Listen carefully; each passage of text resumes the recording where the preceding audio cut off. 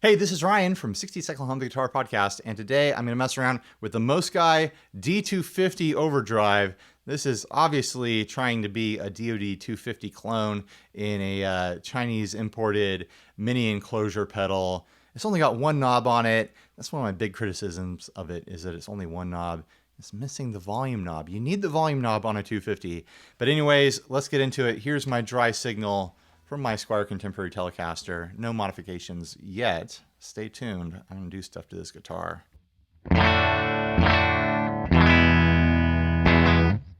Here is that D250 sound.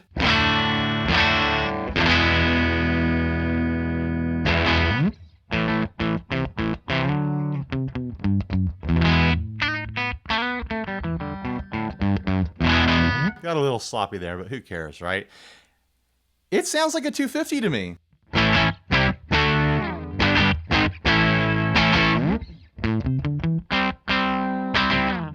I originally fell in love with the 250 circuit because I was searching for like this crispy, torn speaker, link ray sort of sound.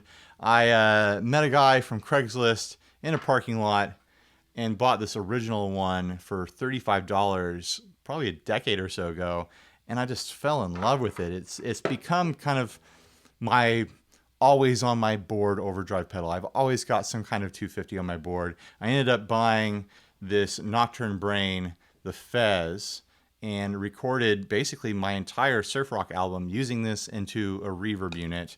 And then, of course, a lot of you know that a year or so ago, I commissioned Pelican Noiseworks to make the 50/50 pedal for our podcast / YouTube channel here. We make these in really small runs. There's none for sale right now, so it's not like I'm trying to sell it to you, but this thing is two DoD 250 circuits in one box with symmetrical and asymmetrical clipping on each side, so they combine in fun ways.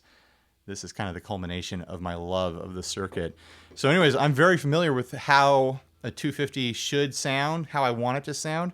And I gotta say right off the bat that the D250 does it. It sounds like a DoD 250 should. It's warm and crunchy on the lower gain settings, and it's bright and high gain on the higher gain settings.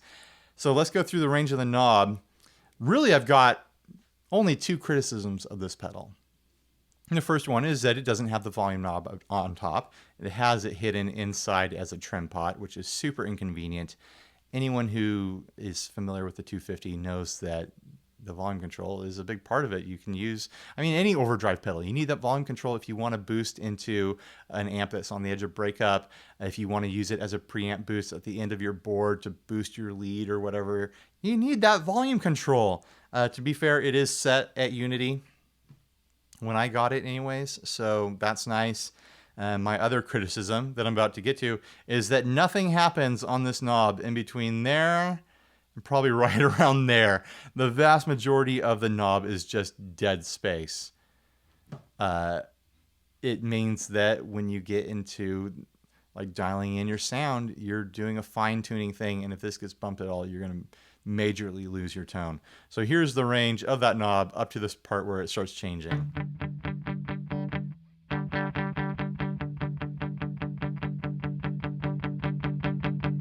Right around there, it starts to fill out and get a little crispier.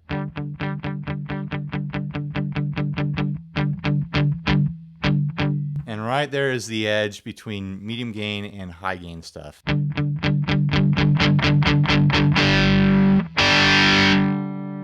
go back and do some chording.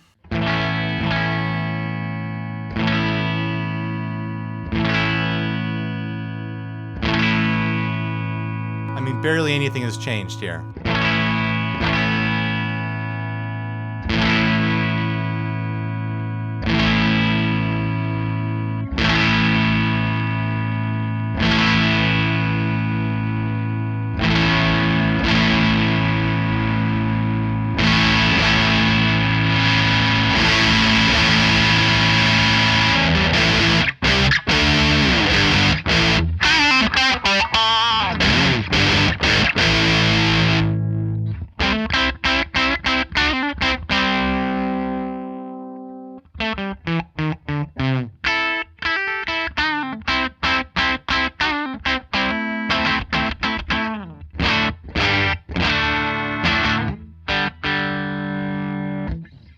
think it sounds great across the knob. It's just a shame that you have to be so minuscule with the adjustments because there's some sort of component value issue with the pot in there that keeps you from having an adjustment in that entire range there. I mean, the original 250 has a bit of a jump in it, but it's more like towards the middle, and then you have a lot more room to adjust into the high gain settings, and you do get some variance in the lower gain settings. It's just a sign of a cheaper pedal, $25 pedal. What do you expect? Like I said, I think there should be 2 knobs up top. I would have loved it if they had put those like tiny little like miniature plastic knobs that they, you know, that are frequent on these import miniature pedals. It would have made this a no-brainer for me. It would be like, yeah, perfect. A 250 circuit where the knobs are never going to get bumped because they're too tiny to get bumped. I can just throw it on a board and it'll be the same sound every time. I would be singing this thing's praises a lot louder if they had done that instead. So take it to mean what you will. Figure out for yourself if this is a pedal that you'd like to have, if you have a use for it. It does the 250 sound very well, in my opinion. I'll play out here by comparing a bunch of these. I'll plug them all in. This bad boy puts a lot of noise into the line, so maybe I need to track down a 9-volt for it to make that happen. I'll figure it out. But anyways, thanks for watching. Please like, subscribe, dislike, leave me rude, nasty comments. Support us on Patreon. Click the Amazon link down below that I have for this guy.